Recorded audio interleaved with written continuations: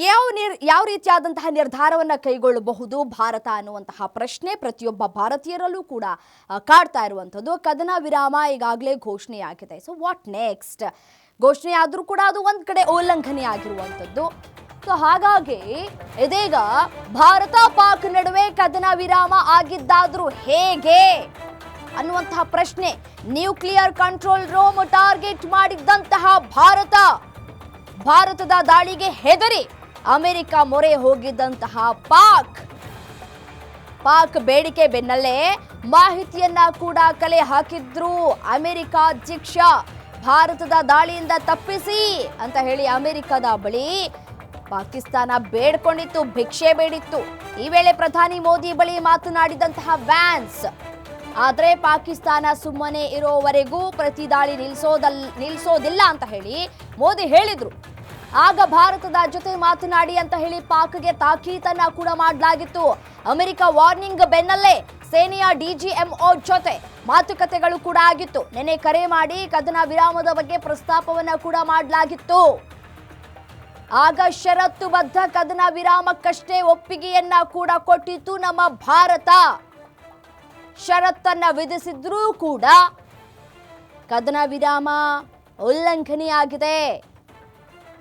America warning ಬೆನ್ನಲ್ಲೇ ಸೇನೆಯ DGMO ಜೊತೆ ಮಾತುಕತೆಯಾಗಿತ್ತು. ನಿನ್ನೆ ಕರೆ ಮಾಡಿ ಕದನ ವಿರಾಮದ ಬಗ್ಗೆ ಪ್ರಸ್ತಾಪಗಳು ಕೂಡ ಆಗಿತ್ತು. ಆಗ ಷರತ್ತುಬದ್ಧ ಕದನ ವಿರಾಮಕ್ಕಷ್ಟೇ ಒಪ್ಪಿಗೆಯನ್ನ ಕೂಡ ಕೊಟ್ಟಿತ್ತು ಭಾರತ. ಸಿಂಧು ನದಿ ಒಪ್ಪಂದ ರದ್ದು ವಿಷಯದಲ್ಲಿ ನೋ ಕಾಂಪ್ರಮೈಸ್, ಮಿಲಿಟರಿ ದಾಳಿ ಮಾತ್ರ ನಿಲ್ಲಿಸ್ತೇವೆ ಅಂತ ಹೇಳಿ ಭಾರತ ಹೇಳಿತ್ತು.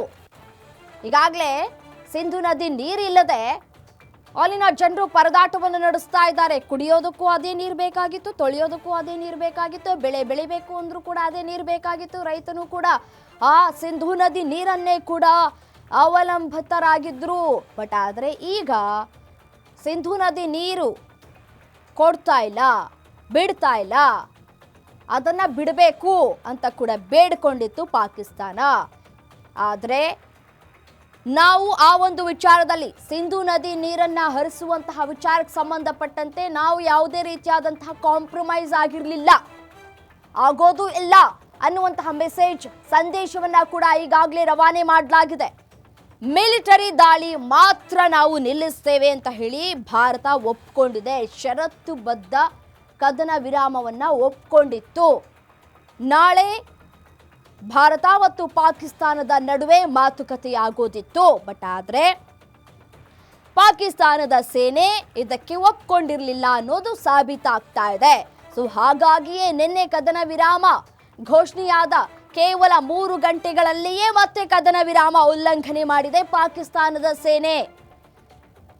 ಸೊ ಇವರು ನಿರ್ಧಾರವನ್ನ ತೆಗೆದುಕೊಳ್ಳೋದು ಮೊದಲಿಗೆ ಫಸ್ಟು ಪಾಕಿಸ್ತಾನದ ಸೇನೆ ಮತ್ತೆ ಪಾಕಿಸ್ತಾನ ಅಧ್ಯಕ್ಷರು ಕೂತು ಮೊದಲಿಗೆ ಕಾಂಪ್ರಮೈಸ್ ಆಗಬೇಕು, ಅವರು ಮೊದಲು ರಾಜ್ಯ ಸಂಧಾನ ಆಗಬೇಕು. ಅದಾದ ನಂತರ ಭಾರತದ ಬಳಿ ಪ್ರಸ್ತಾಪ ಮಾಡಬೇಕಾಗಿತ್ತು. ಬಟ್ ಆದರೆ ಅದ್ಯಾವುದೂ ಆಗಿಲ್ಲ. IMF ಏನೋ ಸಾಲ ಕೊಡ್ತಾ ಇದೆ ಅಂತ ಹೇಳಿ ಮೊದಲು ಒಪ್ಕೊಂಡು ಅಮೆರಿಕ ಷರತ್ತನ್ನ ವಿಧಿಸಿತ್ತು. ನೀವು ಕದನ ವಿರಾಮ ಮಾಡಿದ್ರೆ ಮಾತ್ರ ನಾವು ಸಾಲ ಕೊಡ್ತೀವಿ ಅಂತ ಕೂಡ ಹೇಳಿತ್ತು. ಸೊ ಆ ಒಂದು ಷರತ್ತಿಗೆ ಒಪ್ಕೊಂಡಂತಹ ಪಾಕಿಸ್ತಾನ ಈ ಒಂದು ಕದನ ವಿರಾಮಕ್ಕೆ ಒಪ್ಪಿಗೆಯನ್ನ ಕೊಟ್ಟಿತ್ತು. ಬಟ್ ಆದರೆ ಪಾಕಿಸ್ತಾನದ ಸೇನೆ ಕೇಳಬೇಕಲ್ಲ, ಅದನ್ನ ಪಾಕಿಸ್ತಾನ ಸೇನೆ ಕೇಳದೆ ಇದ್ದಿದ್ರಿಂದಾಗಿಯೇ ಕದನ ವಿರಾಮ ಉಲ್ಲಂಘನೆಯಾಗಿದೆ. ಸೊ 19,000 ಕೋಟಿ ಸಾಲವನ್ನು ನಾವು ಪಡೆದುಕೊಂಡಿರೋದು ಎಲ್ಲಿಗೆ ಸಾಕಾಗುತ್ತೆ? ಅಲ್ಲಿನ ಉಗ್ರರನ್ನ ಪೋಷಿಸೋದಕ್ಕೆ ಸಾಕಾಗೋದಿಲ್ಲ ಅದು ಹಣ. ಇನ್ನು ನಮ್ಮ ಭಾರತದ ಮೇಲೆ ದಾಳಿ ಮಾಡೋದು ಸಾಧ್ಯ ಅಂತ ಅನ್ಕೊಂಡ್ರೆ ನೋ ವೇ, ಚಾನ್ಸೇ ಇಲ್ಲ. ಪಾಕಿಸ್ತಾನದ ಸೇನೆ ಸದ್ಯಕ್ಕೆ ಬುದ್ಧಿ ಕಲಿಯುವ ಹಾಗೆ ಕಾಣಿಸ್ತಾ ಇಲ್ಲ. ಮತ್ತೆ ಬಡಾಯಿ ಕೊಚ್ಕೊಳ್ಳೋದು ಬೇರೆ. ಭಾರತ ನಮ್ಮ ಮುಂದೆ ಮಂಡಿಯೂರಿದೆ ಅಂತ ಹೇಳಿ ಬಡಾಯಿ ಕೊಚ್ಕೊಳ್ತಾರೆ. ಬಟ್ ಆದರೆ ಷರತ್ತನ್ನ ವಿಧಿಸಿಯೇ ನಾವು ಈ ಒಂದು ಕದನ ವಿರಾಮಕ್ಕೆ ಓಕೆ ಅಂದಿದ್ದು ಅನ್ನೋದು ಮರ್ತ್ಬಿಟ್ಟಂತೆ ಕಾಣಿಸ್ತಾ ಇದೆ. ನಮ್ಮ ದಾಳಿಯಿಂದ ವೈರಿಗಳ ಏರ್ಬೇಸ್ ನಾಶ ಆಗಿದೆ. ಭಾರತದ ವಿರುದ್ಧದ ಯುದ್ಧದಲ್ಲಿ ನಾವು ಗೆದ್ದಿದ್ದೇವೆ. ನಾವು ಭಾರತದ ರಫೇಲ್ ಹೊಡೆದು ಉರುಳಿಸಿದ್ದೇವೆ. ಅರಬ್ ದೇಶಗಳ ಬೆಂಬಲ ಪಾಕಿಸ್ತಾನದ ಜೊತೆಗಿದೆ ಅಂತ ಹೇಳಿ ಶರೀಫ್ ಸುಳ್ಳಿನ ಸರಮಾಲೆಯನ್ನೇ ಹರಿಸಿದ್ದಾರೆ. ಇವಿಷ್ಟು ಕೂಡ ಸುಳ್ಳುಗಳೇ ಅನ್ನೋದು ಗೊತ್ತಾಗ್ತಾ ಇದೆ. ನಮ್ಮ ದಾಳಿಯಿಂದ ವೈರಿಗಳ ಏರ್ಬೇಸ್ ನಾಶ ಆಗಿದೆ. ಯಾವ ಏರ್ಬೇಸ್ ನಾಶ ಆಗಿದೆ ಅನ್ನೋದರ ಕುರಿತು ಶರೀಫ್ ಅವರು ಮಾಹಿತಿ ಕೊಡಬೇಕು. ಸುಳ್ಳು ಹೇಳ್ಬಿಡೋದಲ್ಲ, ಬಾಯಿಗೆ ಬಂದಂಗೆ ಮಾತನಾಡ್ಬಿಡೋದಲ್ಲ. ಯಾವ ಏರ್ಬೇಸ್ ನಾಶ ಆಗಿದೆ, ಯಾವ ಪ್ರದೇಶದಲ್ಲಿ ಇದ್ದಂತಹ ಏರ್ಬೇಸ್ ನಾಶ ಆಗಿದೆ, ಮಾಹಿತಿ ಕೊಡ್ರಿ, ಒಪ್ಕೊಳ್ಳೋಣ. ನಾವು ಭಾರತದ ರಫೇಲ್ ಅನ್ನ ಹೊಡೆದು ಉರುಳಿಸಿದ್ದೇವೆ. ಯಾವ ರಫೇಲ್ ಅನ್ನ ಹೊಡೆದು ಉರುಳಿಸಿದ್ದೀರಿ? ಎಷ್ಟು ರಫೇಲ್ ಅನ್ನ ಹೊಡೆದು ಉರುಳಿಸಿದ್ದೀರಿ? ನಿಮ್ಮ ಹತ್ರ ಪ್ರೂಫ್ ಇದ್ರೆ ಕೊಡಿ, ಸಾಕ್ಷ್ಯಗಳನ್ನ ಕೊಡಿ, ಸಾಕ್ಷ್ಯಗಳನ್ನ ಬಿಡುಗಡೆ ಮಾಡಿ. ನಿಮ್ಮ ಪಾಕಿಸ್ತಾನದ ಮಾಧ್ಯಮ ಬರೀ ಬುರುಡೆ ಬಿಡುತ್ತಲ್ಲ, ಸಾಕ್ಷ್ಯಾಧಾರಗಳನ್ನ ಒದಗಿಸಿ ಒಪ್ಕೊಳ್ಳೋಣ. ನೀವು ಹೇಳ್ತಾ ಇರುವಂತಹ ಮಾತುಗಳನ್ನ. ಅರಬ್ ದೇಶಗಳ ಬೆಂಬಲ ಪಾಕಿಸ್ತಾನದ ಜೊತೆಗಿದೆ. ನಿಮ್ಮ ನರಿ ಬುದ್ಧಿ ಏನು ಅನ್ನೋದು ಗೊತ್ತಿದೆಯಲ್ಲ ನಿಮಗೆ. ಅವ್ರಿಗೆ ಆಹಾರ ಅಷ್ಟೇ. ಈಗ ನಾಯಿ ಥರ ಬಿಸ್ಕೆಟ್ ಹಾಕ್ತೆ, ಬಿಸ್ಕೆಟ್ ಆಗೋದು. ಬಿಸ್ಕೆಟ್ ಹಾಕ್ದಾಗ ನೀವು ಅದನ್ನು ಆಯ್ಕೊಂಡು ತಿನ್ನೋದು, ಅಷ್ಟು ಬಿಟ್ಟರೆ ಬೇರೆ ಇನ್ನೇನು ಮಾಡೋದಕ್ಕೆ ಸಾಧ್ಯ? ಅದಕ್ಕೆ ತಾನೇ ನೀವು ಅಮೇರಿಕಾದ ಬಳಿ ಹೋಗಿ ಭಿಕ್ಷೆ ಬೇಡ್ಕೊಂಡಿದ್ದು. ಹೋಗ್ಲಿ ಪಾಪ ಅಂತ ಹೇಳಿ ಅಮೇರಿಕಾ ಒಂದು ಕಡೆ ನಾಯಿ ಥರ ಬಿಸ್ಕೆಟ್ ಹಾಕ್ತು, ಅದನ್ನು ಆಯ್ಕೊಂಡು ತಿಂದ್ಬಿಟ್ಟು ಮತ್ತೆ ತಿರ್ಗಾ ನಿನ್ನೆ ಕದನ ವಿರಾಮ ಉಲ್ಲಂಘನೆ ಮಾಡಿದ್ದೀರಿ. ಮತ್ತೆ ಯಾವ ಸ್ಟ್ಯಾಂಡನ್ನು ತೆಗೆದುಕೊಂಡಿದ್ದೀರಿ ನೀವು? ಹಾಗಾದರೆ ಯಾಕೆ ಮತ್ತೆ ಕದನ ವಿರಾಮ ಅಂತ ಹೇಳಿ ಒಪ್ಕೊಂಡ್ರಿ? ಯಾಕೆ ಭಾರತದ ಜೊತೆ ಮಾತುಕತೆಯನ್ನ ಮಾಡಿ ಅಂತ ಹೇಳಿದ್ರಿ? ಭಾರತ ಏನು ಹೋಗಿ ಅಮೆರಿಕದ ಅಧ್ಯಕ್ಷರ ಬಳಿ ಬೇಡ್ಕೊಂಡಿತ್ತ, ಕೇಳ್ಕೊಂಡಿತ್ತ? ಅದ್ಯಾವುದು ಮಾಡಿಲ್ಲ ಭಾರತ.